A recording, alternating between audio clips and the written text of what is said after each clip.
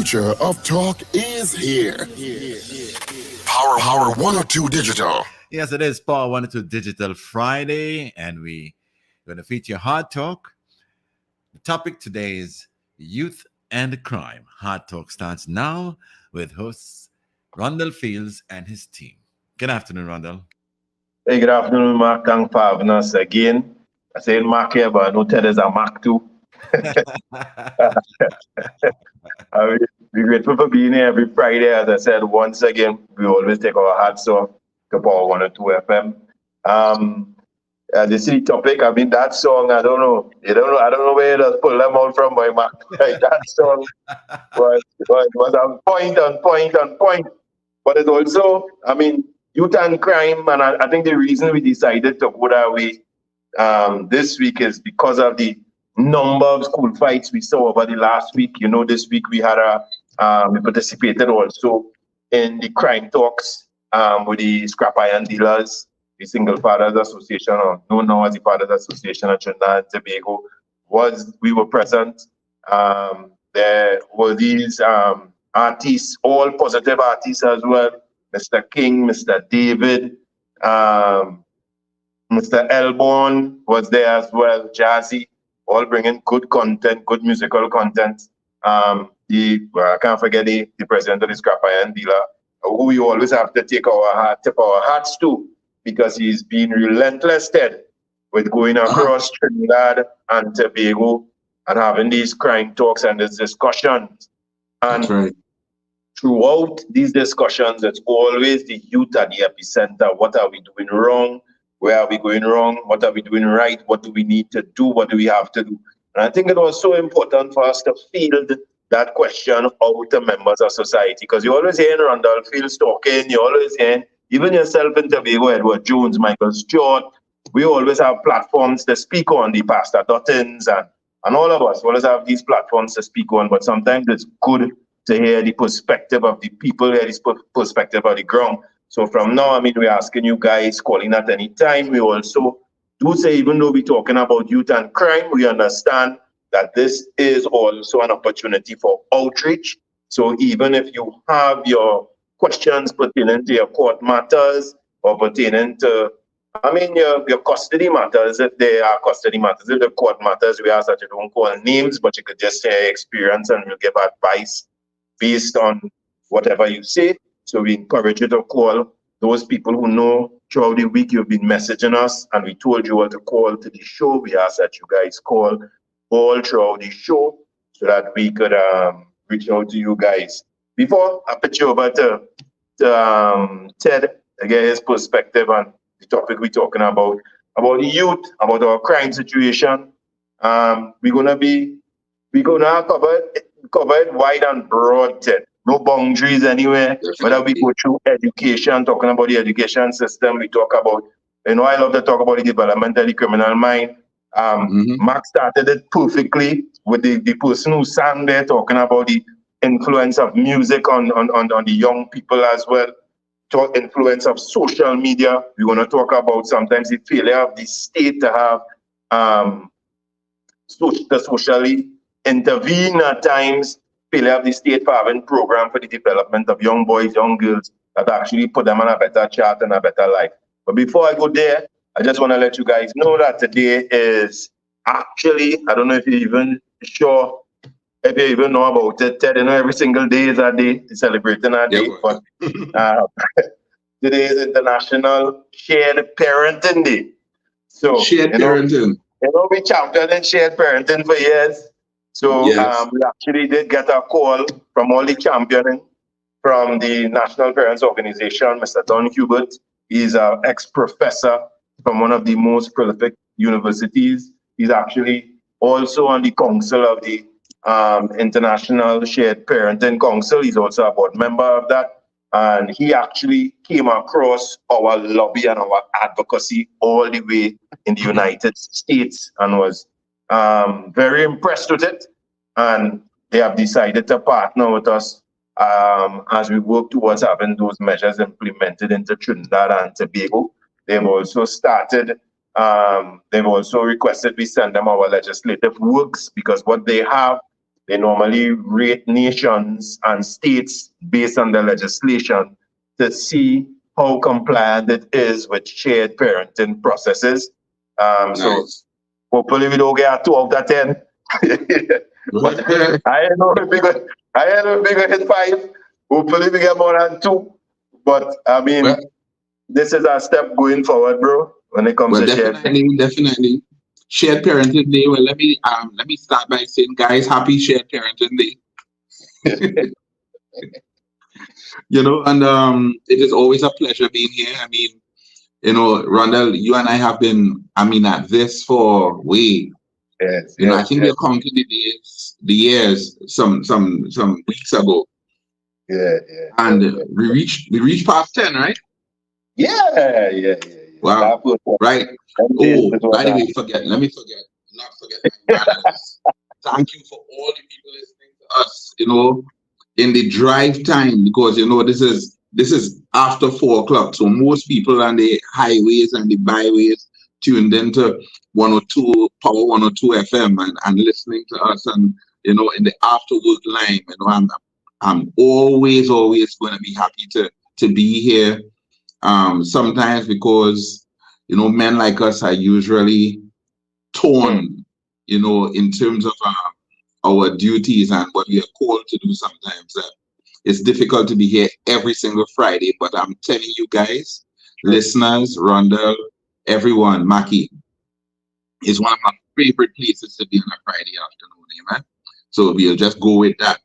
I also want to, you know, just jump on some of the things you said. And one of the things that really blessed my heart, there are certain things in the news over the past couple of weeks that hurt my heart very badly, and certain things have blessed my heart very, very greatly. And one of the things I think was that combination of artists, I think led by Sasha and Mr. King, right? The call.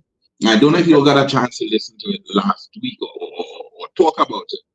But one of the references in this song that I thought was so powerful is the fact that they are very, very cognizant, these elders of the music art form. They are very, very cognizant of of the power and the influence that music and the lyrics and the beat and the drive and the vibe that it has to our young people, in particular our young men.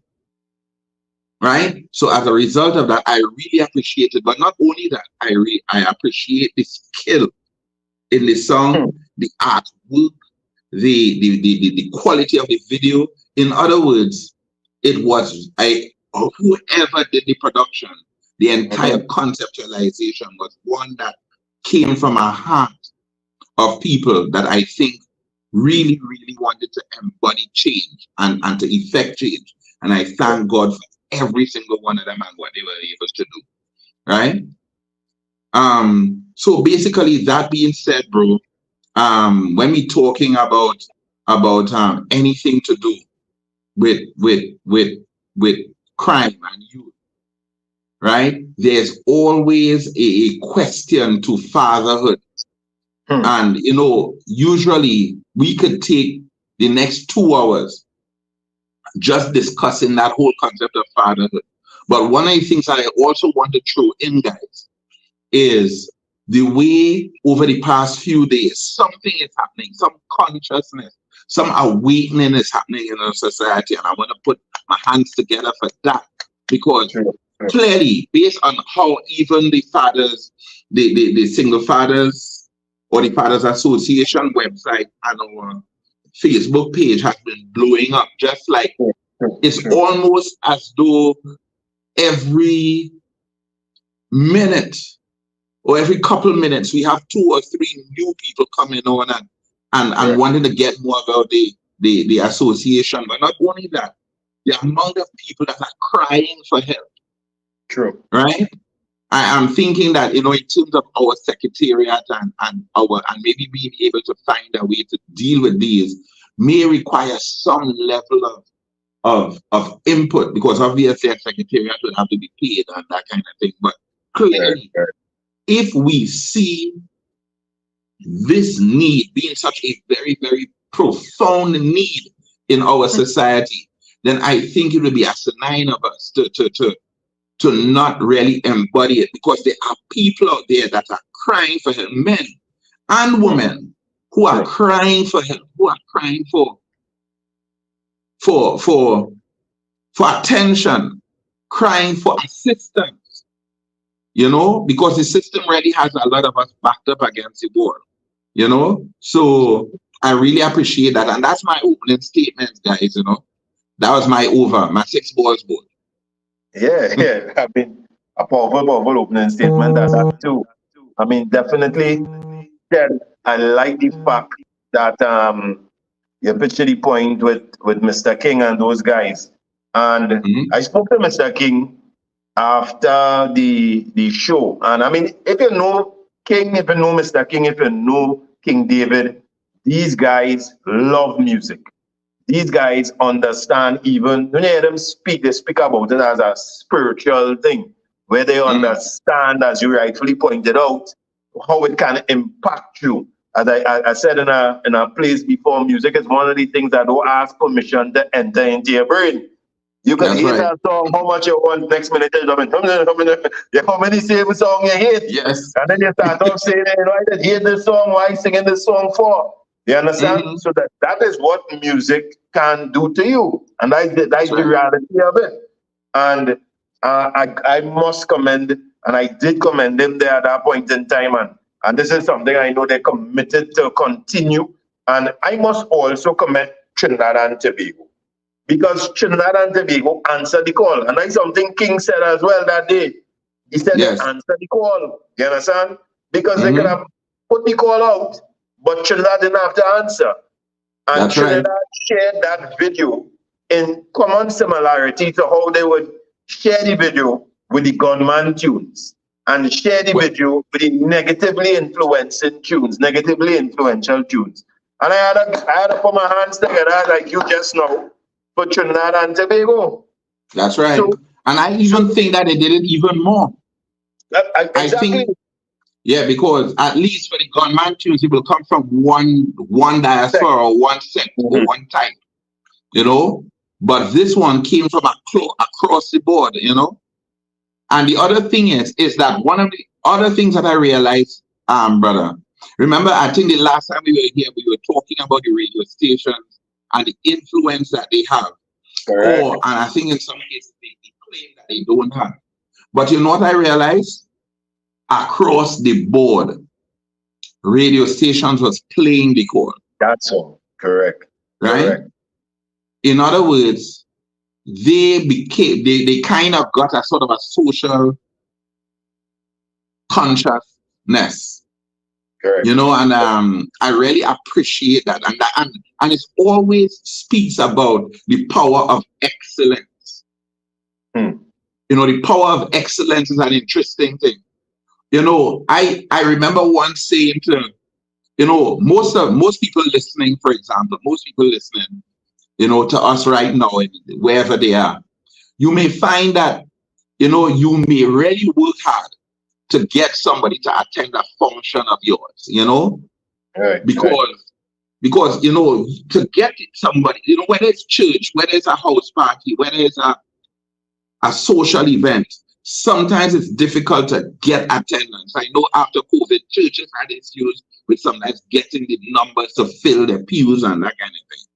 But do you know, it's very interesting that if there was an announcement that somebody like Brian Lara was going to be in church, by virtue of excellence, people are naturally drawn to excellence, right? No matter who you are, it is almost sometimes impossible to disregard the concept of excellence.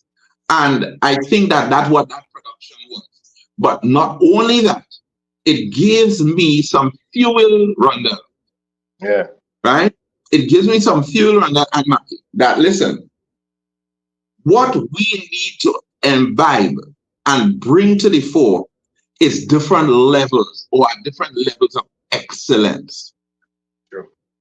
Because I think excellence is that one thing, excellence and honor. And I'm actually trying to do a book on the whole concept of honor. I hope it finishes this year. But the whole concept of honor. Yeah. So I just love it, and we could go from there. You know, so helps us. You're saying something, Rondell? Yeah, definitely.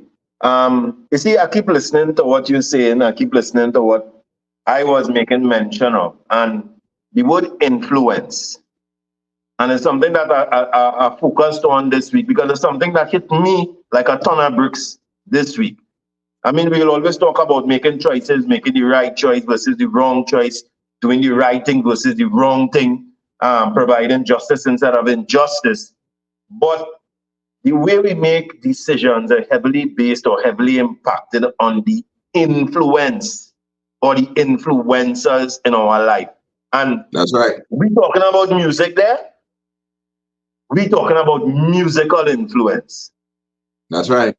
Start the ball rolling on our youth and crime, and the way we could use deterrence towards crime and deterrence towards culturing that criminal mind that breeds that criminal is good influence, and music plays its part in that.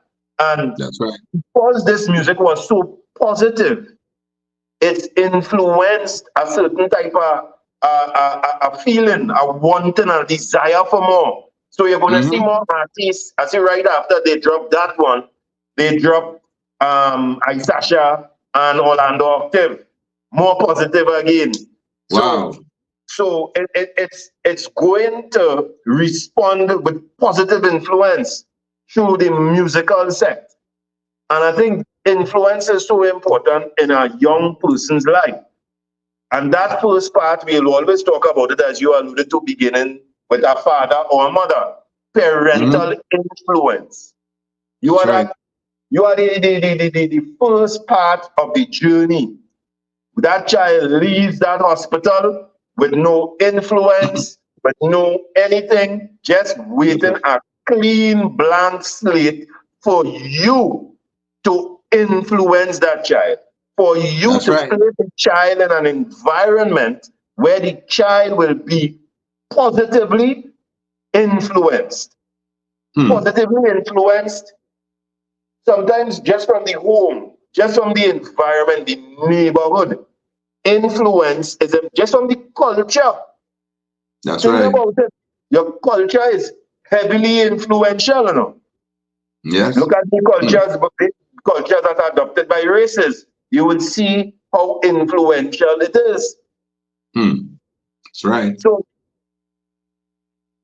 to me at least, I always believe, and I think it's only common sense, that the commission of any crime, and we're talking about crime on every level, Ted. We're not talking about the gunman criminal alone. We're talking about the men in license in office who like to take bribe too. The custom officers who want to do X, Y, Z and take a bribe too. Because they may start taking bribe in customs for car when they was younger. And then because the culture was so influential and the culture was so nice, and this is because I, as an advocate, you know, I'm the vice president of the Foreign News Association. Yes, definitely. We always speak about the culture and how even new officers that enter into some of these spaces are influenced by the culture. Right, by the culture. That's right. That exists there. So culture is very influential, brother. This is how we do it in the police service as well. So are dealing with the elements and the areas. Basically, before we start to talk about the gunman alone, you understand? We have to understand the policeman who taking the bribe also is committing a criminal offense. That's right. You understand? That's right. So we're really talking the propensity of a people to really cut corners by usurping any kind of justice, any kind of law. And I know that in our country, we boil it down primarily, and not only in our country, I guess across the world, the murder statistic is usually an indication. The murder statistic is really an indication of of the state of your crime. You hearing me, right? Yeah, loud and clear. Yes. Really an influence and indication of the state of your crime, but really and truly, it is basically the mood of the people. The lack of, again, the word, we're going to go back to the word, the lack of inspired people. People who operate at a level of hopelessness. People that operate, that don't think that doing the right thing will benefit them. That is a resultant kind of general malaise that cause people to be more accepting of the people, or or even admiring of the people who circumvent the law, simply because there is a lack of confidence in, if you do the right thing, you are going to benefit. True. Right? So you're talking now about the young child that now leaves the hospital and gets into an environment. And first and foremost, it gets into an environment that can be hostile from the perspective that there are people in and around the community that actually themselves have a deficit morally. Right?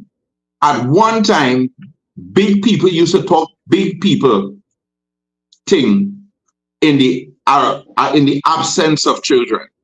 Now, big people talking big people thing using obscene language, and the little children are there.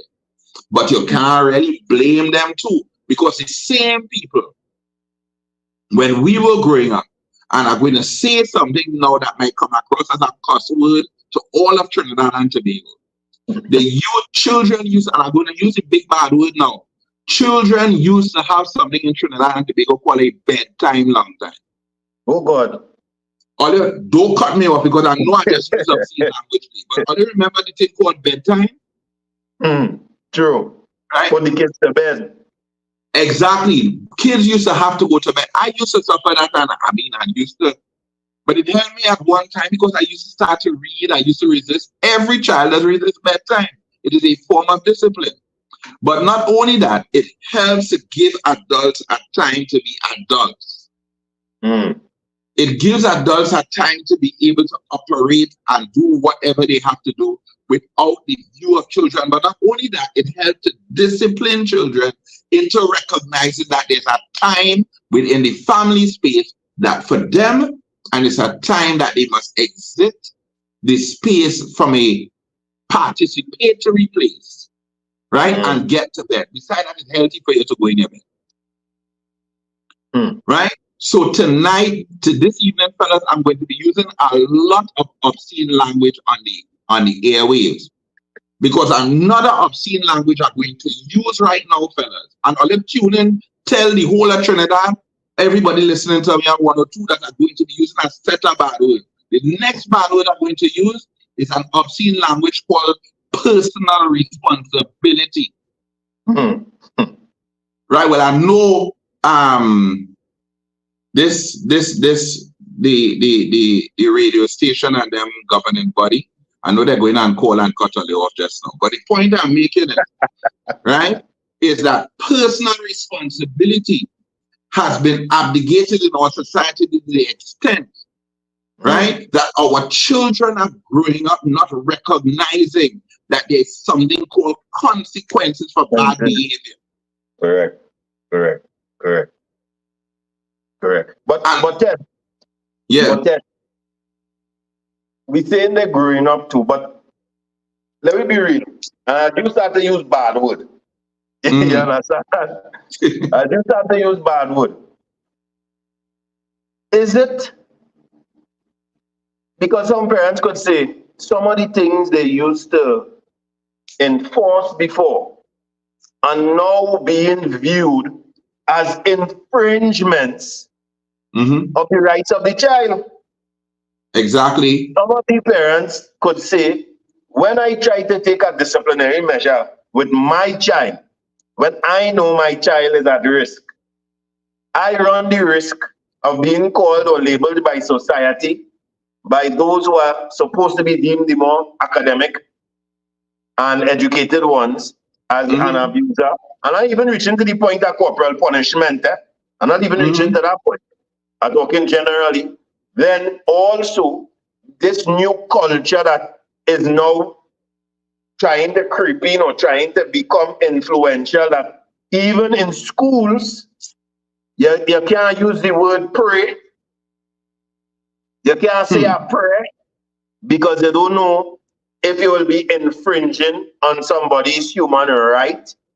Have some of these infringements caused now, or at least not caused yet, or maybe it is already caused, but has now started to redirect the culture that is influencing the way you can discipline young people? Look at these schools. Long time. I know I can't tell my dean, boy, go from here. I know I can't kick down my dean door like I saw some students do this week. I know I will take a little chance and might play a little mad in school and make a little noise. But when adults came, whether male or female, we used to run, not stand up and fight them or continue fighting or attack them when they come to party fight. So has some of these modern day infringements upon the style of discipline, it started at the school first, where we say we are banning corporal punishment, when we didn't put any substitute measure to replacing corporal punishment being banned, because at the point in the time we had to align ourselves with international agendas. International failing best practices. Right. International agendas that apparently we didn't realize would have created a new school culture that would influence the behavior of our children. I said that this week, that I have now also been convinced that even our leaders can be influenced by external culture. Well, let me say this, and I'm going to bring it a little personal. Well, Rondell, you know I have two beautiful daughters. When the first one was born and we're bringing her up, when she was 9 months old, we exposed her to a certain educational level of training, and it kept going.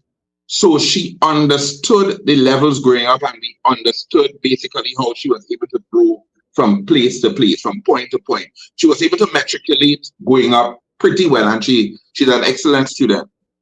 The next one, my second daughter, is 3 years old.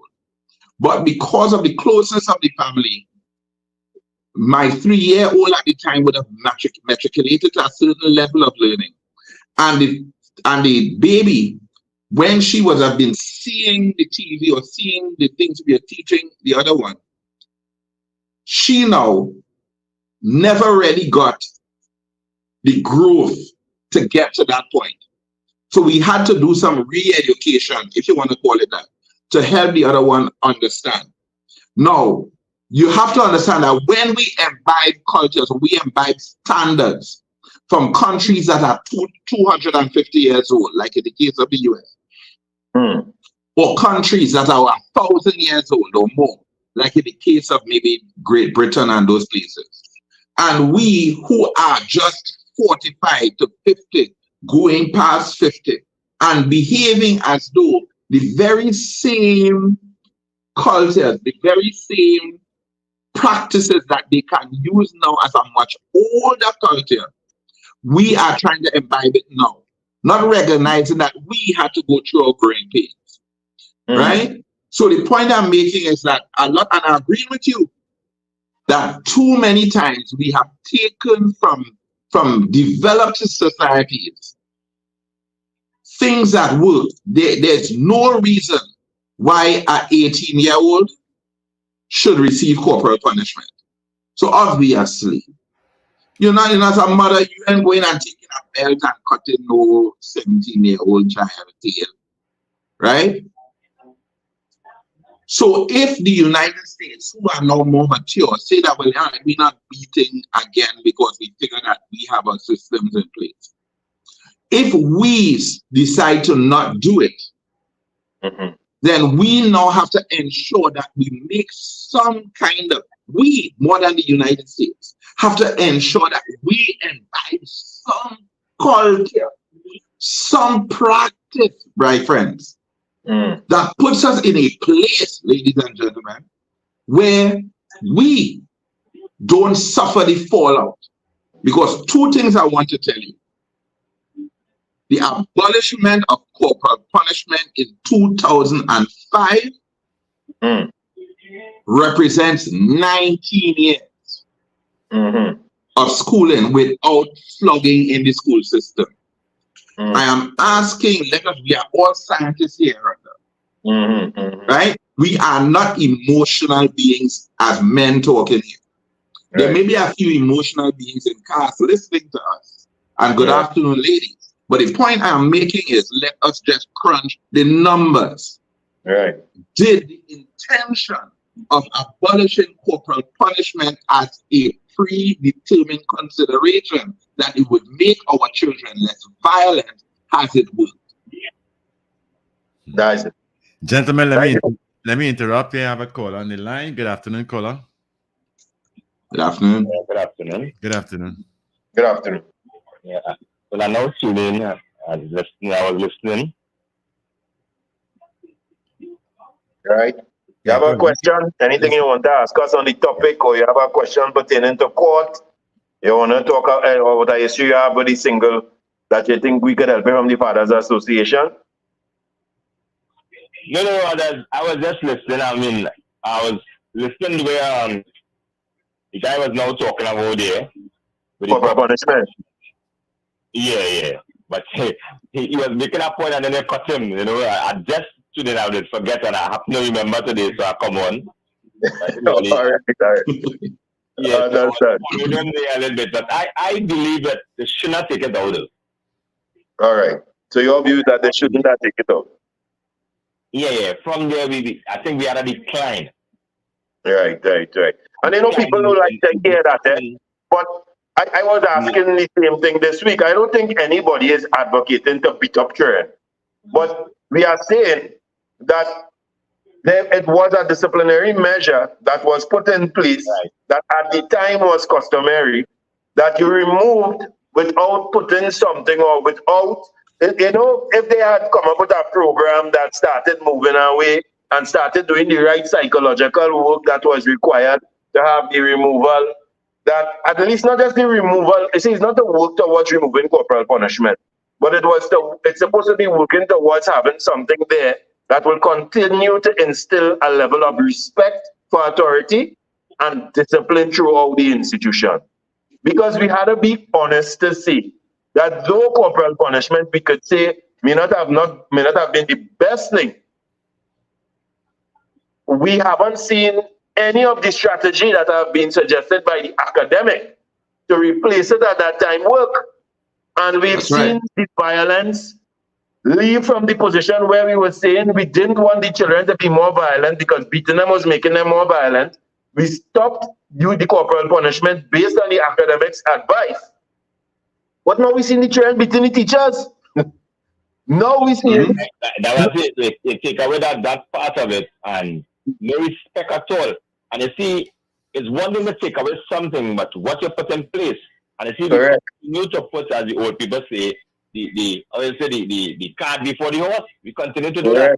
So we have an idea to do something, to move something, but before we find a replacement, we just remove it.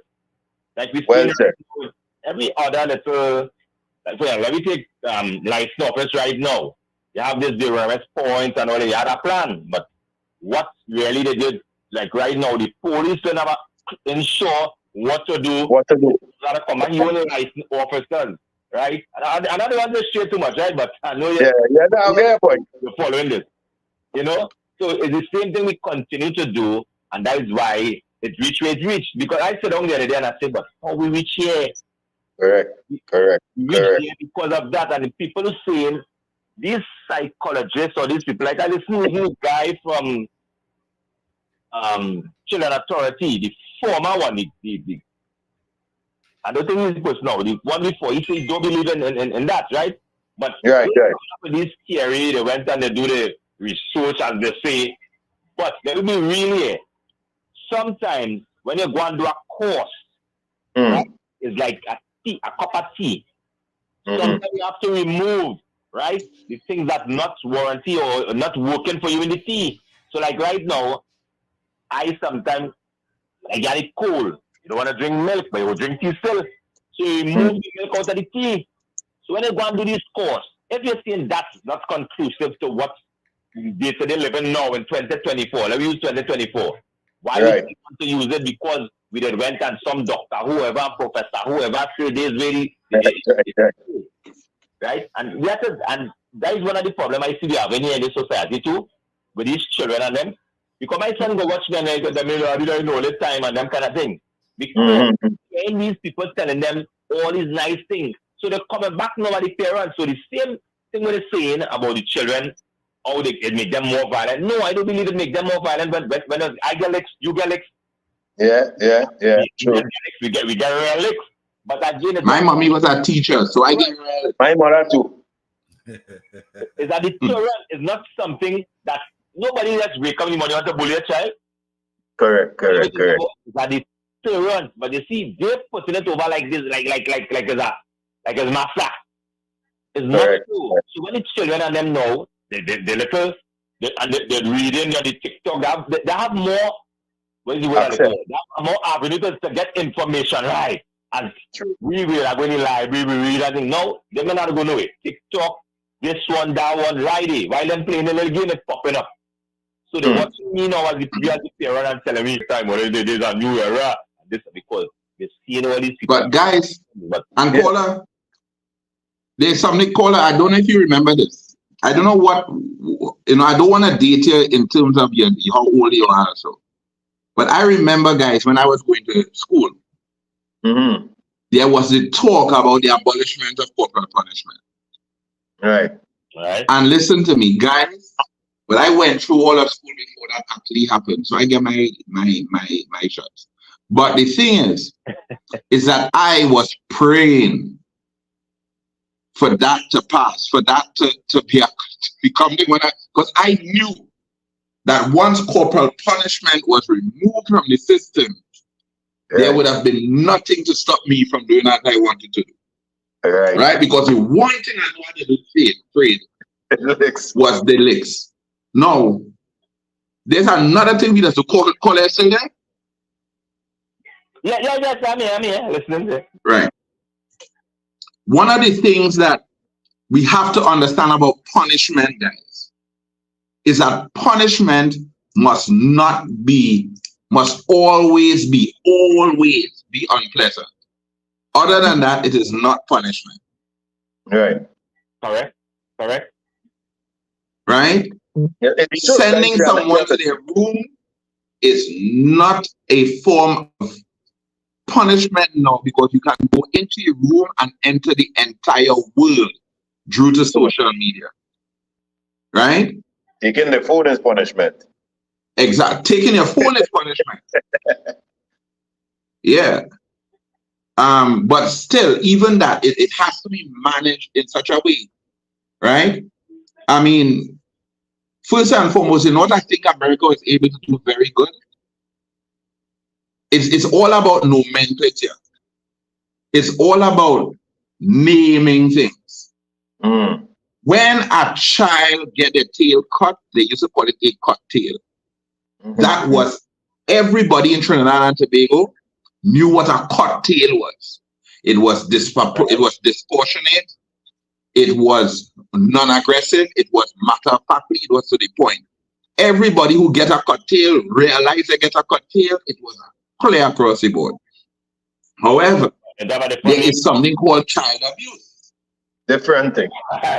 Right? And if some scientists have been able to create a synergy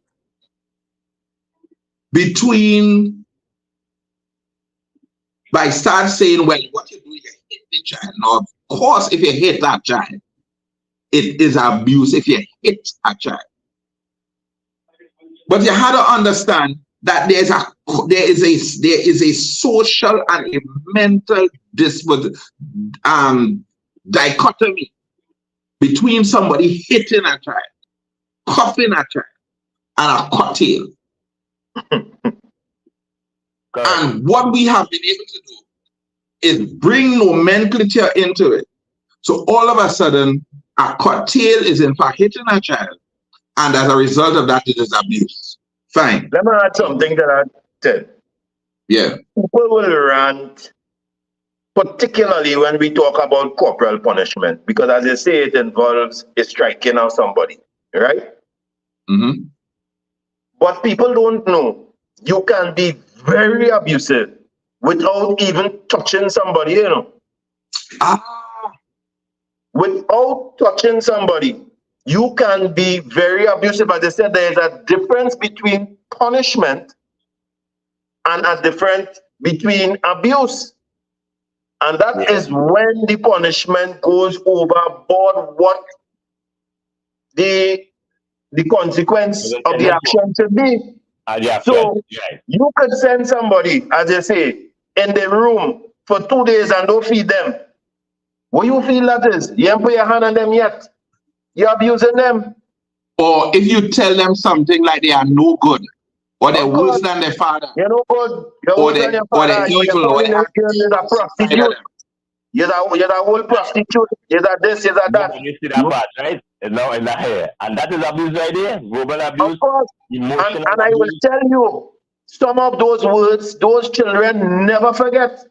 It have children who never get fixed, but hear the words that they were told by their parents, the names they were called.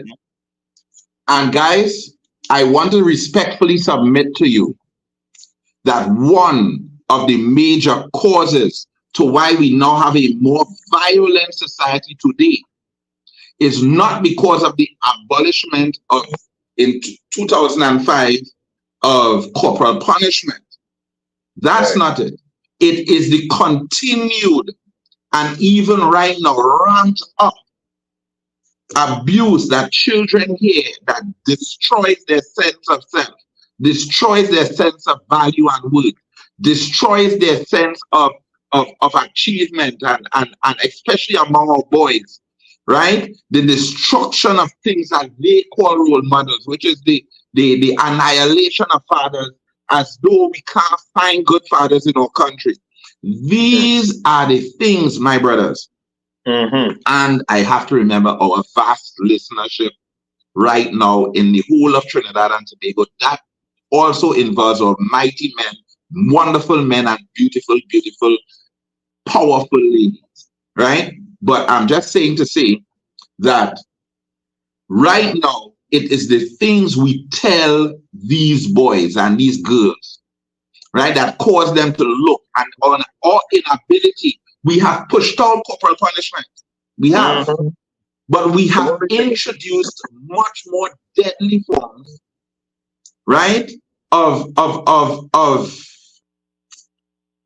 punishment, of abuse, right? Growing children up without boundaries, guys. Correct. No bedtime. Could get up when they want. Abuse. We don't see it as abuse, but it is abuse. Correct. Because once children grow up without understanding consequences, it's abuse. Go ahead, Rondell. And I wanted to say exactly what the lines I was going across on. We have blurred the lines of authority. That's right. And we blurred it to children, because what you said was very instrumental. When you were going to school, the talk was going around that they were going to do it. While I was going to school, because I'm younger than you, the old man, you understand? While I was going to school, and we in Form 1, when it was there, we understood in school, if you play mad, Barty will kill you. But from the time it happened, you understand? We understood. And it would have been before 2005, because I left school in 2000. You understand? Right. We understood. Wait, you just leave school? Don't study that now. You understand? Hey, call me sir, eh? All right. But we understood nobody can do nothing again. So no, there was no training. Nobody came in school to give us any anger management. Nobody came in school to teach us about authority and continuing to respect authority and viewing the teachers as this and viewing. We just knew one day that we were set free. We were set free. We could do what we want. You get lashment. If you're lashment, you will get in trouble. And I could only imagine. I was on my way out. You understand? So imagine those who were on their way in. Yes. So we blur the lines of authority, had no systemic things in place to keep them intact, and are now wondering why. And I want to add something again, because we keep mentioning the United States of America. Out of all the countries in the world, and I say so respectfully because it is honest and true, United States of America and the education system and the way their children behave, I don't know if it is one that we should want to take any example of or example from. I would have preferred if we had spoken about countries like Japan, where we see a high level of moral, a high level of respect. Ted, I am unsure if the United States of America is one that we want to say that we should need to emulate. Because to me, they are grappling with the behavior of their children. You see it in the airports when you go to the United States, they have to hold them with a dog chain to walk with them. The children are uncontrollable. And if we look at a more criminal element of it, their children are executing other children in the school. Exactly. So I don't understand for the life of me. I think they should have learned from us. Well, exactly. Because if you are telling me, all right, we have third world and we need to follow first world example, there are many other countries, Switzerland and all these other countries. As I said, Japan before, Japan don't even break a line. If you come in on an escalator, I have traveled Japan many times in my life. The people stand up and I made the mistake with my old Trinidadian self. The line going straight from the cashier right from the back to the freezer. I make a mistake, I pick up my juice and want to walk to the front, and people watch me like if they should throw me in prison. I had to hold my juice and walk straight back to the back of the line. I felt so small.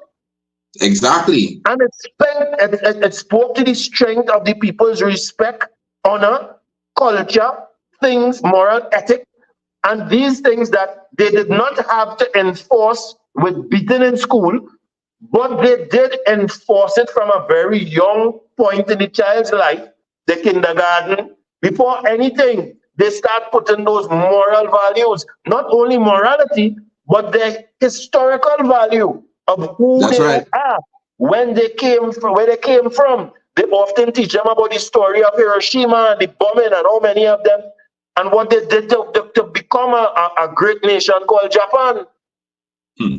But we don't know, we aren't taught those things about our great Trinidad and Tobago. More than we know, well, boy, we could line, we could drink it at carnival. You understand? Exactly. We revelers. So and we're going back to the same thing again. Influence. Definitely. Influence. The cultures that influence the decisions that are made. So it is nothing more than a treaty, I am sure, that was passed everywhere else that may have, you rightfully say, may have been prepared for it. I'm not too sure America is one of those nations either. Right. And then we passed it here as well, ill-prepared. And we have to be honest to say that what they said would happen has not. It hasn't. That's right. That's right. There's this other thing that I want to also introduce to it.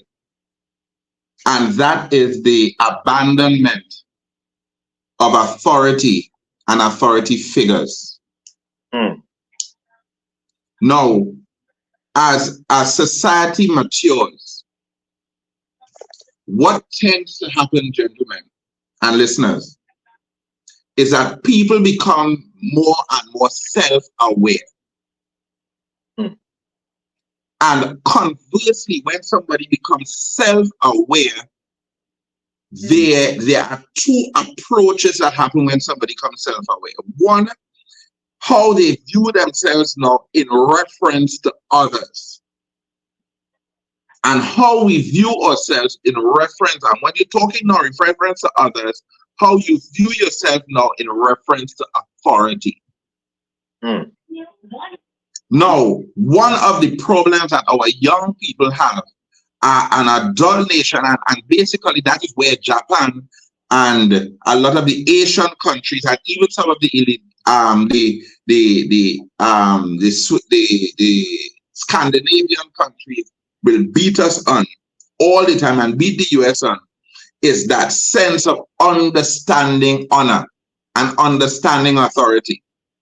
So, for example, how many children listening in vehicles now going on a show what I'm going and saying, I'm going to start a family discussion going down the road, right? For those who listening in that car, how many children, when they came home and they say, "Mommy," mostly it's mommies. I'm telling them mostly it's mommy. Mommy, Miss say that she wants us to bring $25 tomorrow or Friday for book fair or something that the school wants.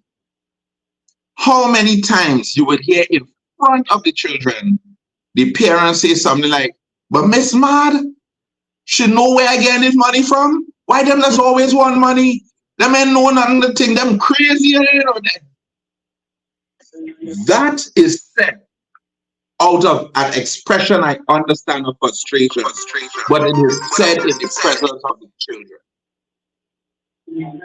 I could hear it going down the road now, mommies and daddies, and try and say, "Yes, mommy, that's mommy, that you." But the point I'm making is this, Trinidad and Tobago. Those are little creeping incidences, right, of aggressions that rage against our societal leaders or natural leaders. And I'm not saying that sometimes a teacher is not unreasonable, but the fact that you feel you need to voice it in front of the children is growing. Right? We see it in how they act. If you go on TikTok and you see little children acting like adults, it is because of the inappropriate behaviors that parents do that the children mimic. True. Right? As a touch there, I want us to look at the aspects of influence. We start off, we're talking about the musical influence. We came across, we started talking about the cultural influence, where we make mention of the bad cultures that may exist in some state organizations like the police, the ministries, when they say going back and making extra money on an invoice and these kind of things. Then we're talking about the influence from external entities that might have influenced our leaders into decisions that we were ill prepared for. That's right. Just now there, which is TikTok. So what about the social media influence? Because I continue to say resiliently that the reason we are making bad choices, or our youth are making bad choices is because they are choosing to be influenced negatively. Not even choosing, they are influenced negatively, and it's causing them to make poor choices. There's sources of influence. The things that are in front of them. So they inherited a culture in the school system that nobody can do nothing. We have more authority. If they touch me, we will call it an authority. Or now, as you alluded to, these days, the new type of parents, if they touch me, I go tell my mother will come in school and beat my teacher. Yes, indeed. They've inherited that culture. When we were coming out, they got it.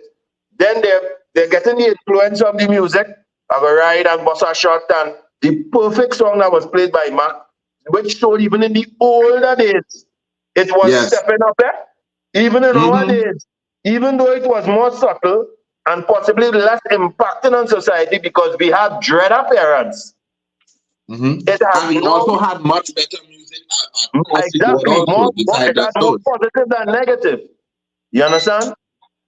So what about the social media influence that some parents use as the substitute parent, use as the babysitter, go on Paw Patrol and get them, or go on this and get them, and then all kind of other pop-up sites coming up, all kind of other things that, and I'm telling you, I as a parent just have to try my best because they know the phone better than you.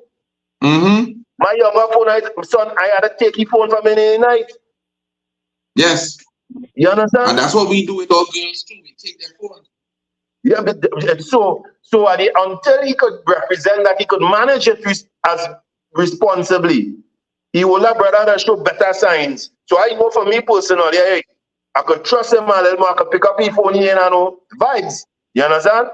So it shows the sorting as it called alluded to when he come on, because of the high level of accessibility to pornography, the high level of accessibility to TikTok videos and the worst influencers.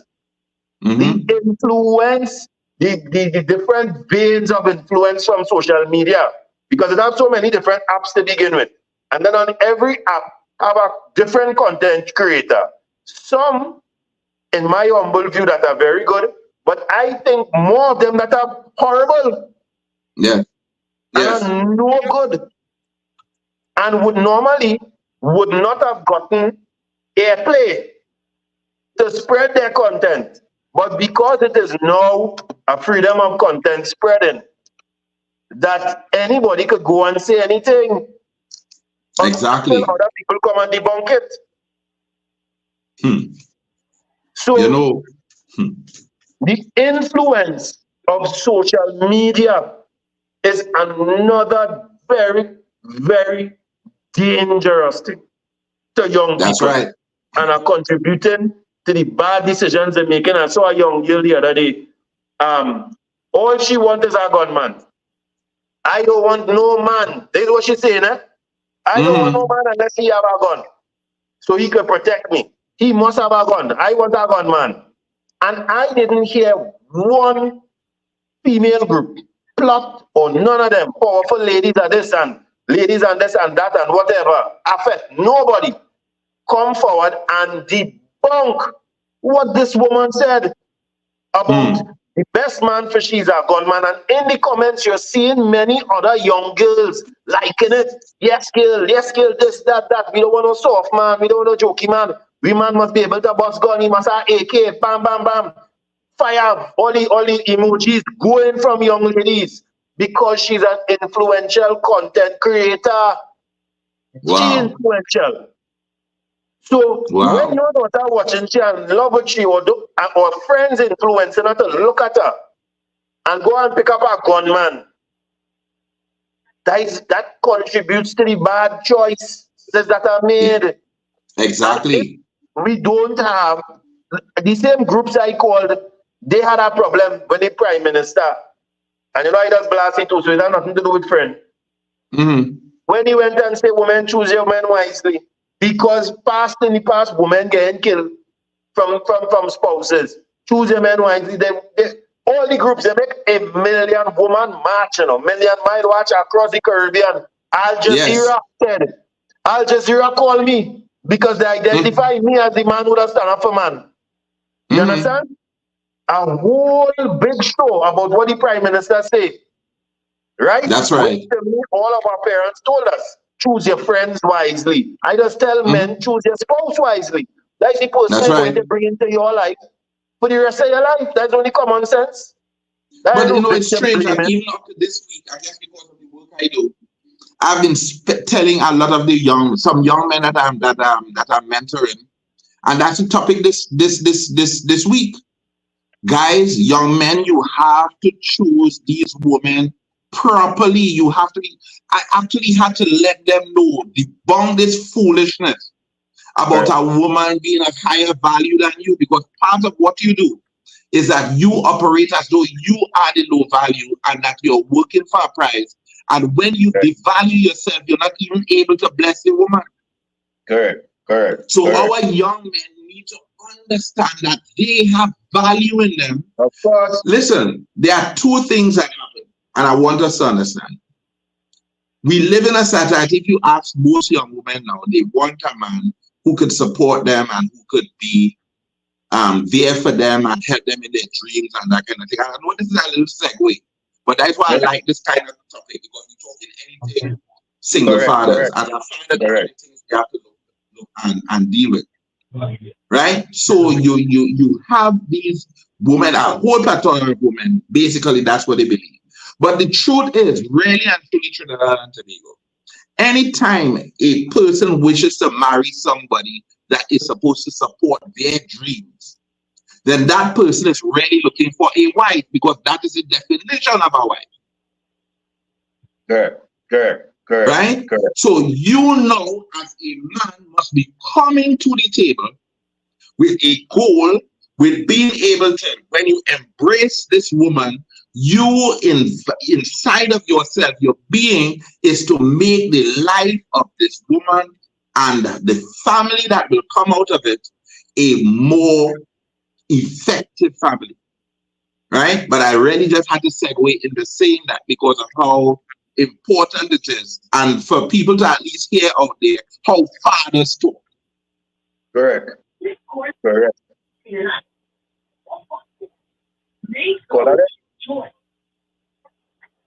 Yeah, I believe the caller is still there. Yeah, listen, man. I'm tagging along. All right. What we wanted to do as well, Ted, we wanted to show, and caller, thanks for being with us, because Mark, I would like you to get Mr. Robert Rambali on the phone with us, because another part of it we miss and we often leave out when we sometimes from the state, not we, I'm not in the state, when the state sometimes fails to assess children in vulnerable, assist the parents of children in vulnerable situations, or just assist children. We're talking about boys who sometimes phase out homes after 18. We're talking about children that might be in susceptible living conditions, and how easy it is for them to be able to find themselves in lives of crime. And I think I would have taken this opportunity, not much of a segue, I don't think it's a segue at all. I think it actually plays directly into the discussion that we're having.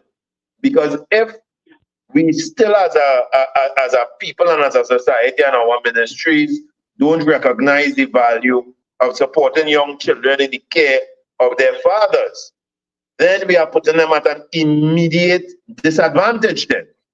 You're throwing them to the wolves, you're telling them, well, hey, here what's going on. If my father can help provide and I live with my father and I'm a youth man, at the end of the day, my father can't stop me from doing something. I could jump out myself, go and be a gunman, come back here. It takes a level of authority out of the hands of the father at some particular time, or even if there's a mother at that point in time. They don't even make it about father or mother.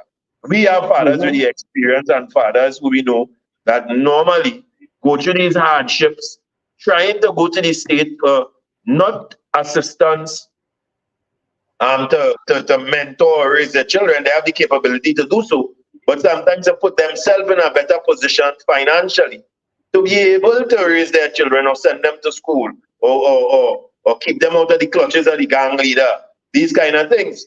And I think it is important also to highlight that, the struggles that males experience and have been experiencing for decades. I don't know, Mark, you got Mr. Rambali? Yeah, Mr. Rambali's on the line.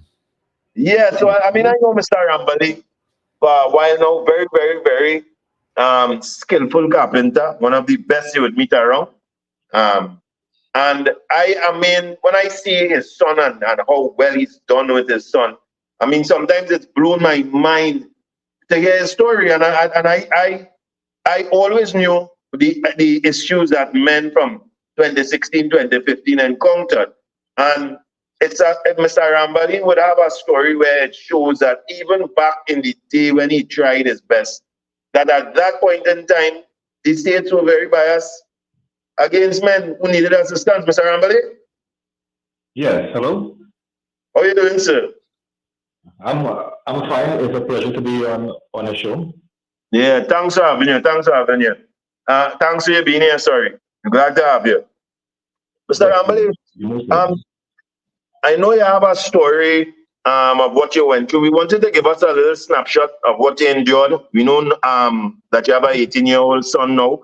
I know when you were younger, when you all were younger in a position, you really tried to reach assistance. Give us a story now, instead of me trying to give the story for you, of what happened, how it impacted you, how it impacted your relationship with your son, if it still has left an impact on him up to this day, an impact on you up to this day, based on the experience you've had with the social welfare system. Yeah, you know, that these type of situations, that when a father or a mother being single find themselves in financial difficulties, or you know, where as I was, where I found myself being homeless. So you was on the street? Yes, with a child in my hand and having nowhere to go.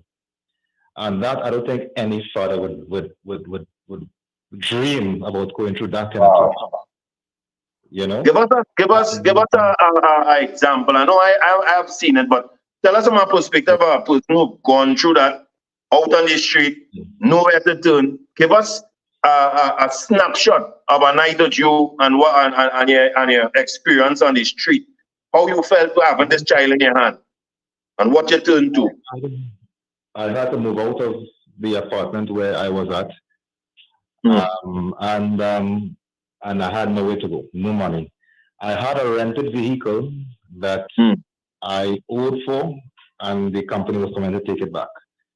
And all my baggage is in the car, and that 2.5-year-old son is in the back seat of that car. And I don't know what to do. My hand is shaking like a leaf. I had no idea what to do. It is very difficult for me to see certain things that happen in that, because this will have to do with family and stuff like that, and I wouldn't want to call the name. Right. Understood.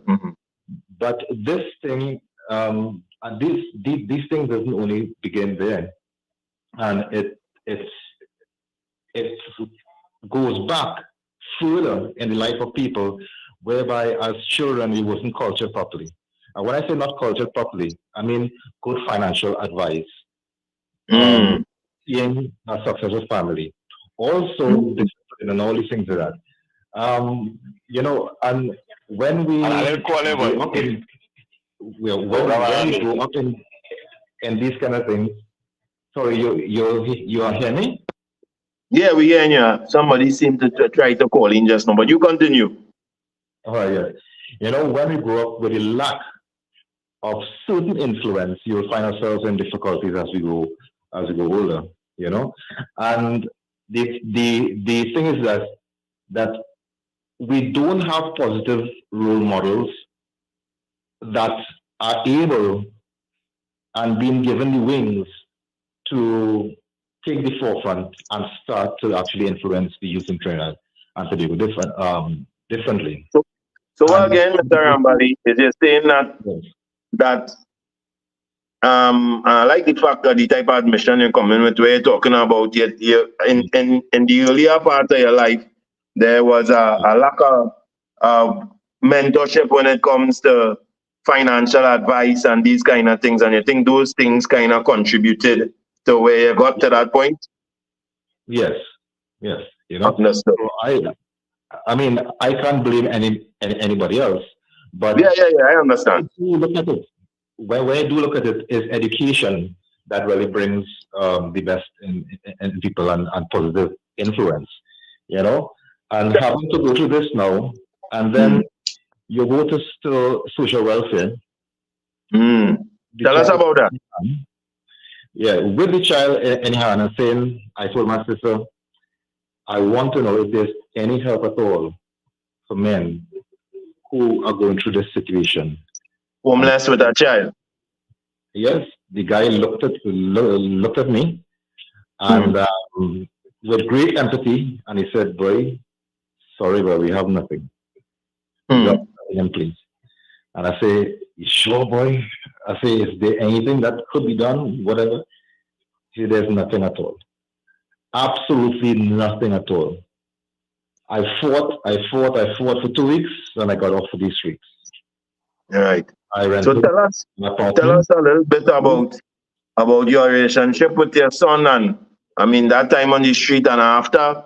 I mean, I know, as I said, you had your financial challenges, not supported by the state, doing it on your own. And I know based on what you've told me, the kind of area that you grew up in yourself, the kind of those kind of things as well. How were you able to keep your young son on the right path? You know, it is a great statement in the Bible that said, grow up a child in the way he should go. When he's old, he will not depart from it. And again, this is where it comes to constantly talking, constantly being a positive influence, constantly being there. There were times that I recognized that as a single parent, that I needed to stop running on money and to stay home and to see about the mentality and the emotional structure of my child. Understand. You know? And so you would not. Yes. So I mean, you explain your scenario reaching it in rock bottom. So you would not be one to subscribe to people saying that if you're poor, you're gonna become a criminal. No, definitely not. I grew up in poverty. Hell, I grew up in a drug yard. I know. Yeah. I have a question, Brother Rambali. Yeah. Do you know if the social services system are at this time more amenable to men and these crises, or is it the same problems you think will continue? I might have to answer that. No, well, actually, I don't know, because after that situation, I just put my head to work and I forgot everything about the government and any kind of social help. Yeah, and I mean, I have seen the development in Mr. Rambali. As I said, he's a good carpenter. His son also is a carpenter, so I can tell you that he's passed his trade to his son. So, Mr. Rambali, thanks for being with us. We want to get another father on the call who has some similar experiences. I think it would have been wise, knowing the Mr. Rambali's story that he shared with us, coming off of the street, stricken with poverty as a single father. Yet, however, growing up himself in a drug yard, I didn't want to share that with you until he shared it himself. Yet, being able to positively influence his son to become a productive member of society today. So, hats off to you, Mr. Rambali. And I want to, this may answer your question, noted. The person that we want to get in contact with, Mark, if you can get in contact with Mr. Dale Hamill, and we'll hear from his predicament. His story is one that actually he is going through right now. Some of you may know Dale. Dale is sometimes seen in front of Pennywise there, sometimes with his children, asking for assistance. He came into, he got into a very bad predicament where his spine no longer functions as his spine should. And he's now faced with, and after losing that functionality, he lost his wife as well. So have mercy. He is, you got Mr. Ahmed, you there? Hold on, Rondell. Oh, you didn't get him out yet. So Ted, until Mr. Ahmed gets here, Ted? The question, Mr. Somebody there? Yeah, hello? Hello? Yeah. All right, I have Mr. Hamill on the line. Okay. All right. Mr. Hamill? Yes, sir. Yeah, Mr. Fields there. How are you doing? Okay for now. As you know, the situation, I was on the news last night.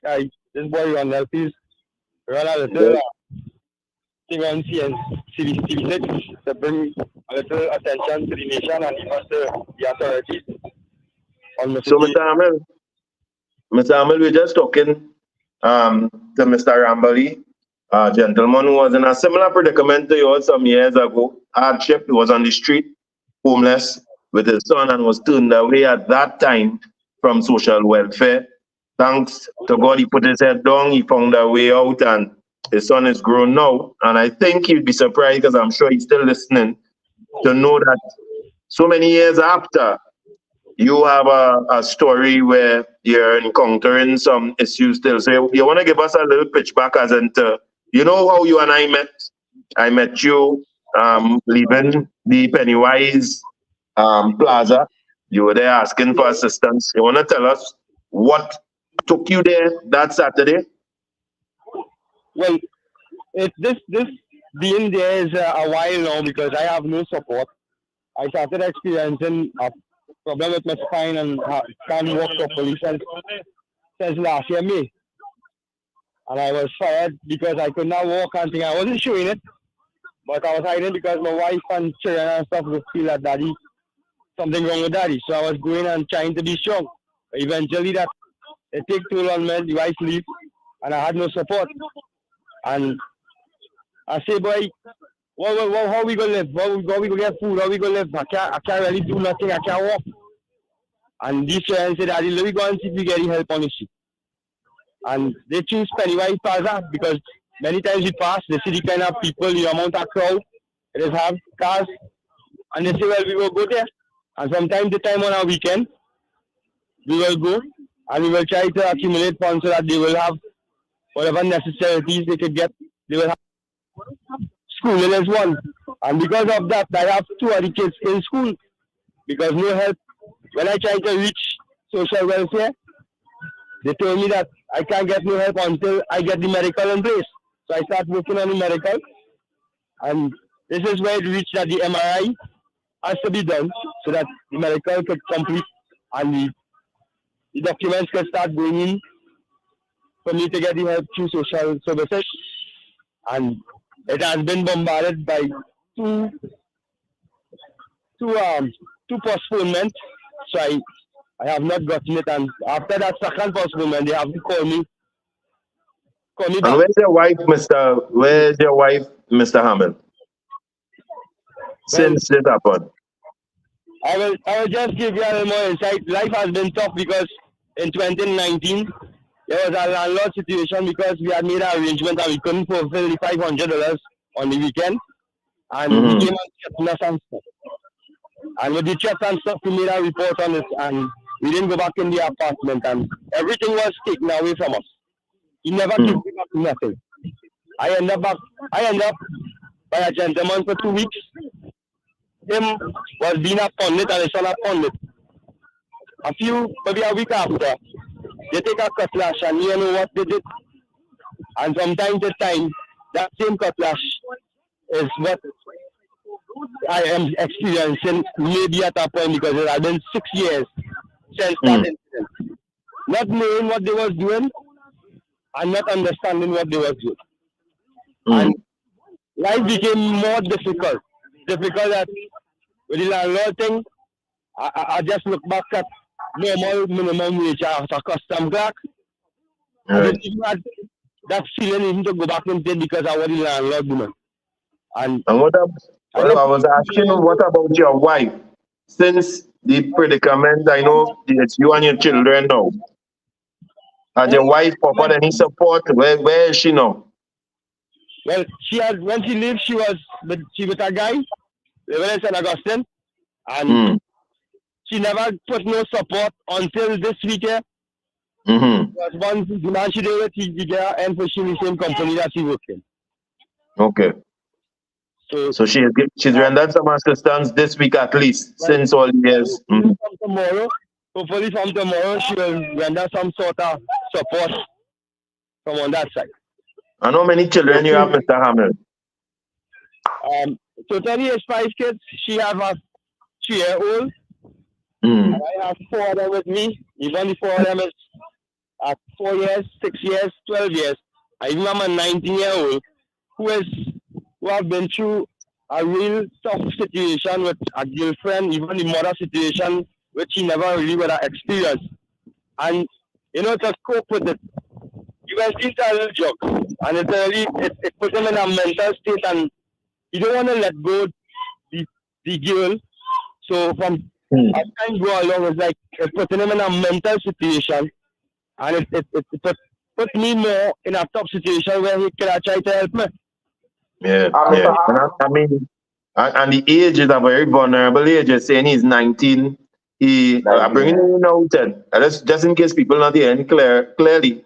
Mr. Hamel is saying that he has a 19-year-old son who, unfortunately, due to losing his girlfriend and his mother at the very same time, kind of just pushed him to drug abuse, and he's actually struggling to get him back on his feet right now. And his age, I mean, and this is exactly what we're talking about. Some of the instances that, and some of the events that could take place that get young people involved into any kind of, I mean, I'm not saying that he is involved in crime or so, but puts him in a vulnerable place to be exploited into that type of area.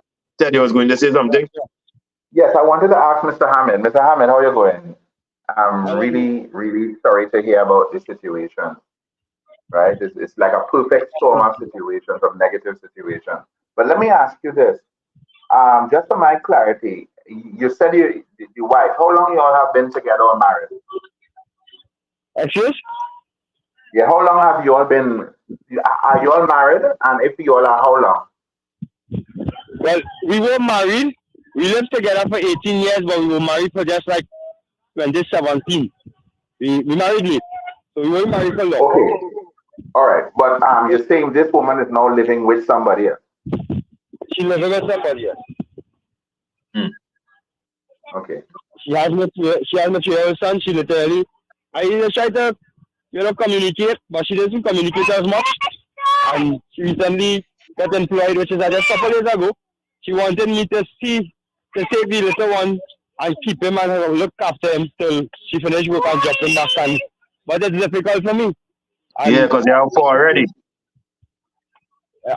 And she gave extra about it. But at the end of the day, she had to compromise. She had to compromise a little bit. Yeah. I mean, those are facetious here, but if she gave extra to your mind, get no money on it. So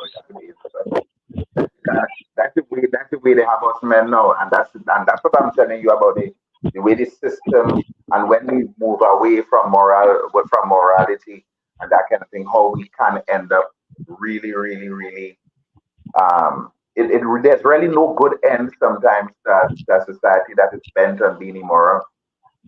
So Mr. Hamel, have you gotten the opportunity? I know there's a process when it comes to the Ministry of Social Development, and I know right now the hospital, based on what you've said to us, is delaying that process because they would want the medical certificate, and to have the medical certificate, they would have to have that MRI done. I know because of the healthcare system we have, it is something that is cumbersome because every other time you go there, I'm pretty sure you get any machine breakdown. Have you, in the interim, gone back or written the Minister of Social Development to explain how dire the need is right now, seeing that you have 4 children in your possession that may need immediate care while you wait for assistance? You see, people would see him Ted begging by Pennywise Plaza, and I can only imagine the level of emasculation meted out against him. That is exactly the point I was making. Correct. Because he is a man. And people would say, why are you bringing the children? But you understand, if he is to leave the children home alone, the children authority will come and take them and say he abandoned them. He abandoned them, exactly. You see, there's no... But I find that society is good at creating holes for people to fall in and make it almost impossible for them to crawl out. And you see, I want to highlight also, and this is why I brought the social element into it. In instances like this, consider the minds of these children who are seeing the struggle of the father, who are seeing, yes, daddy is their hero, but they are also feeling so let down by society, so let down by state. I'm going to say something here now that is going to maybe be a little bit infuriating. The state interest, I would say, of children tends to come secondary to the use of these children against fathers. True. I understand exactly what you're saying. Listen, if this was a state where somebody had complained that the fathers, this man, Brother Hamid, was doing something for against the children, it would have been more easy for the state to claim that they are doing this to protect the children, right? But really, actually, this is a man who is burdened by society and is carrying his children along, and there is no and the hoops that he has to jump through are punishers to the children, right? And I keep saying this. Well, once Mr. Hamid is here, I will say something after, but let's continue with Mr. Hamid. Mr. Hamid, I really, really feel it for you. And I just want to draw something. I went to, when they put off the appointment the last time, I went to the management. And I asked a question. Why it is there's only one MRI machine in the whole of Trinidad and Tobago? Why it is that there's only one? And there's one. A million people. And a million people have to go to that one place to get that, and there's not 1 or 10 people. It's thousands of people that have to get MRI. So and the thing is, I want to add to what he's saying. Everybody's situation is different. But what I think should put people up the priority line is if they are custodians of children. Particular situations like this. Well, who are the management at these hospitals? Who are the management of these processes? I can't understand for the life of me, if I was a minister of social development, that I could turn away an individual that I could go and legitimately see he has an issue, he has children in his care. How could I sleep as a minister in the night? Because I waited for an MRI report. Even if you want the report, I would have expected there be some grant from social welfare to have to pay for it privately. Well, I was going to say that. I was going if in fact an MRI is in fact the only thing that is needed, is it that it cannot be diagnosed otherwise than an MRI? I mean, those are some of the things that are challenging my thought processes at the time, right? And nothing to me. If everything requires MRI now, fine. Then clearly, there must have been a bigger investment in MRI. And I would tell you this: I was listening to the minister talk recently, read this case of the babies thing, and I heard the press conference. And I don't think that there's one MRI machine in Trinidad and Tobago. I'm pretty sure of that. There's one in Hoover for sure, right? So the concept of thinking that there's only one, to me, is asinine. And what could be done? And if you have thousands of people for one machine, I'm thinking maybe it's a good investment to get another one. I don't know, right? I mean, these are not things that I can't answer. But clearly, listen, whether he has a spinal injury or not, right? There are children on the street. Correct. Right? Correct. Some priority must be made. And I'm telling you, the reason why there's not a priority made for the children, right, is because there's a man involved. And listen, we want to help children. But we're not sure we want to help them if a man involved. We're going to help them if we have to work against the man, right? But this is kind of how the thinking is coming across. And I know I'm flawed. I'm talking tongue in cheek. I know that I'm flawed in my analysis. But somebody prove me wrong. All right, Mr. Hamill, we just want to thank you for being here. Mr. Hamel, if you have a number you want to share for anybody that may want to render assistance that is listening on, you could share it now and listen it on off air after. 712-7787. 712-7787 if you want to get on to Mr. Hamel. Mr. Hamel, thanks for being here. We really empathize. One thing, so that here, these children are already in a situation. And as life gets tougher for them, if they don't get this assistance from social services to give them a little enlightenment, a little life back, what will transpire with these children later down the road? I understand. So correct. Trying for not to happen because they are young, they are tender. But growing up in a broken home, I have a friend in this way. What it is going through these children's minds? Only God knows. Mr. Hammond, is it the children I'm hearing in the background? Yeah, that's them. Yeah. I took them out to the savannah a little bit today. Oh, you're out in the savannah. Nice. That's good. It's good to get them a little recreation as well. So, Mr. Hamel? Little kids, little bit children because they were taken away from that. Correct. And I want you to understand, people fail to realize how easy this is to happen to any of us.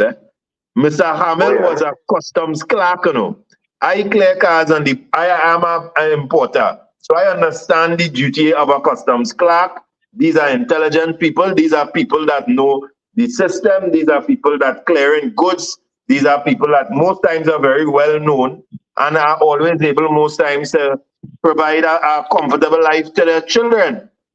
So it goes to show, it goes to show that one day or one issue over a period of time, he said he felt the pain for years. But he trying, as we as men, trying to not make our children and family worry. He just didn't really say anything until it reached a place now where it's now rendered him, it's a little handicapped. So, is he in a wheelchair? No, he has a cane, but he moves very, very, very slowly. Slowly, okay. I like this feel like a ton. Sometimes I get up in the morning and I start moving, and my legs just feel like a ton of weight on them. All the doctor tell me that the lower part of the spine is narrowed down. Yeah, I know about that back thing. That back thing ain't easy. Trust me. The only time I feel because I am not in no medication. I will just take my little Panadol, go to sleep, and when I go to sleep, by this time I'm not on pain. From the time I open back and I start moving, it's pain. Mr. Hamel, we empathize with you again. Go have a little fun the rest of your Friday evening with the kids. You understand? Even if it's a little ball for them, and just say this is some bit of their childhood that they will still remember. That's it. And it's unfortunate that sometimes life brings these things our way. And this is why in cases like these, intervention is important. And I see this as a form of child protection as well. I don't think we could see this and think that, as he rightfully said, what the mental state of the children are important. The memories and the childhood memories will be significantly important to them as they become adults. So I can only imagine. One thing with them, Rondell, there is always feel that I will abandon them because they have a clear picture that the mother abandoned them. So if I put on my jersey or my slippers, these children will cling on to me. That's where we're going. And I'm going to So Wow. You understand that? In the mind, they realize your parent could be here one day and disappear the next. Sometimes you don't understand the impact that has on children. Because as you rightfully say, one day mommy was there, and someday mommy gone and they never see them again. So who to say that he's not going to do the same thing? Yeah, really, really sad. She come to look for them. She would never come to look for them. And from time to time, we will go to look for the little one. We will bring him home from time to time, and that's how they will get to see her. But to say she coming to look for them, she don't. Wow. Really, really, really sad. Really sad. Really All sad. she says she wants to be happy. Happy means to be with another man and separate the children from whatever it Correct. is. Mr. Well, we Hamel, as live in I the said, continue. Continue to be victim. To enter this material world, but they don't know that they will leave it and have to go one day to come. All right, Mr. Hamel. We had to cut it there as you wind down on the show there. So we'll be in contact again. Right? Thank you very much. I appreciate. No problem. Yeah, man. Thanks for being with us. Thank you, Mr. Hamel. Yeah, Ted. Very So much. as you see that, as you see Wow. the discussion, how the areas we went in, I think the key or the epicenter of everything was influence and, That's right. all, and the things that influence our decisions. We spoke about music, we spoke about culture, we spoke about parents, we spoke about international organizations and their agendas. And this final segment with Mr. Rambali and Dale are trying to hash a thought on what we could call it, and I don't know if they call it negligence, so to speak, because I mean neglecting these children is actually going to have some level of influence on their life or impact. Like we say, there is no force influence into everything, but it's going to have an impact on their life most definitely. That life is gloomy, life is hopeless. Go ahead. But I would also say this from a perspective of hope. Good. By virtue of the heroics of their fathers, yeah, you will find something. You will find that notwithstanding Amen. the color, the badness, the bad experiences. And that's why I spoke about the positive, that concept of influence. What you will find happening is that you find that these children are going to be enamored with heroes. Right. And you will find that I want to predict or at least declare over the lives of every one of them, the young man who is now working with Mr. Rambali and the children who are with Mr. Hammond. Amen. That I want to declare over their lives that they shall see heroics as a major influencer in their lives, and they will be able to talk to hundreds, maybe thousands of people and help to change lives, right? Because really and truly, they are always going to bring war. There are always going to be people in our society, men and women, that are going to bring war to the lives of children, right?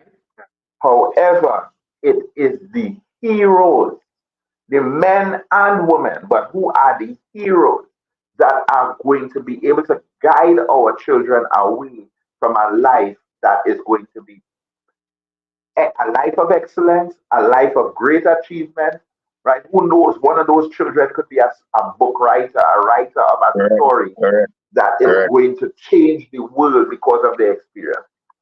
Correct. I proclaim that too. Yes. So what I'm saying is that notwithstanding the negative, because he said something, he said the woman wants happiness. And listen to me, we live in a society that prioritizes happiness, right? So as a matter of fact, happiness at any cost, right? So you go, you get your happiness, fine, whatever, right? Sometimes, in all seriousness, if you listen to the woman's side of the story, I remember I sent something to you about a psychologist that says when you listen to a woman's side of a story, then believe you me, right? You pretty much sold. You know, that's why, you know, as professionals, we try to listen to the both sides of a story. So I'm pretty sure that the mothers may have their own stories regarding the issue. But the bottom line is always this. The bottom line is that whatever decision you make sure that your children are best. Can you be the hero? Try your best to be a hero. Right? And what I want to do too, Ted, is really end off on that positive influence route as you started there already. right? I guess we pinpointed all the influential factors and all the failures that could lead to being negatively influenced in multiple ways. But we need to understand that we could have positive influential persons in the very same way. And we need to encourage our young people to look towards that positive influencer in whichever form, fashion, or shape it comes, or the ones that you choose to look at, or the ones you choose to enjoy. So we're talking about books that are positively uplifting, books that will teach you possibly spiritual books that are uplifting, books that would increase your wisdom, books that would increase your Mr. Rambali spoke about it, not having somebody to give him that financial mentorship or financial education. Look to books that you may find these things in. As I said, first and foremost, spirituality, things that will uplift your spirit, take away anxiety, give you that positive outlook on life. Look to people who are positively influenced. If your parents are positively influenced, bless the Lord, follow them. If your friends, make sure your friends are positively influenced so that don't peer pressure you down the wrong road. Look to mentors. I remember myself when my father wasn't there at a certain point in my life. I looked to mentors. I always tell people Errol Fabian was one of my greatest mentors. Jack Warner was one of my mentors in a perspective of business, even though I didn't know them as a boy. I saw them, their sons went to, their daughter, Errol's daughter and Jack's son went to my school. And I used to look at them when I knew Jack as a businessman. As always said, people, I don't care what they say about after.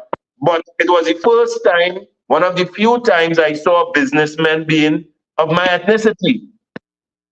I had a mentor in the area called David John, who was a contractor, who instilled a lot of good things into me. You understand? Be your own boss. This, that. You can accomplish these things. So sometimes you don't have a father there, but you look for mentors. And my mother sometimes didn't lead me to those mentors. There were other mentors she pushed in my way, like Pastor Dutton, because she was a Seventh-day Adventist. So she would always take us to see him or hear him preach. She put us in positively influential spaces, like the Pathfinders. There are so many. There are cadets. There are scouts.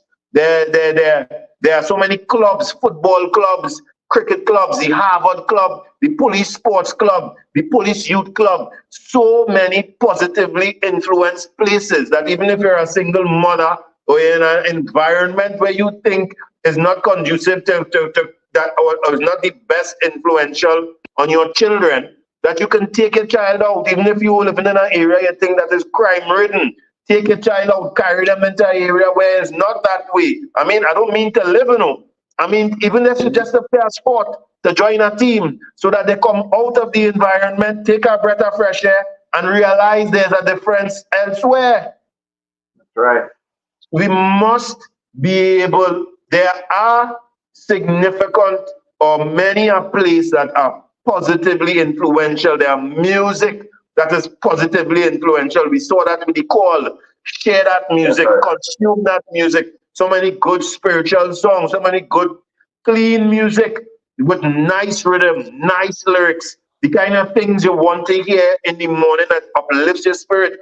For me, I don't understand why it's be hearing fellas with big music, 5 o'clock in the morning talking about I go shoot off your head and shoot off your foot and pull off it.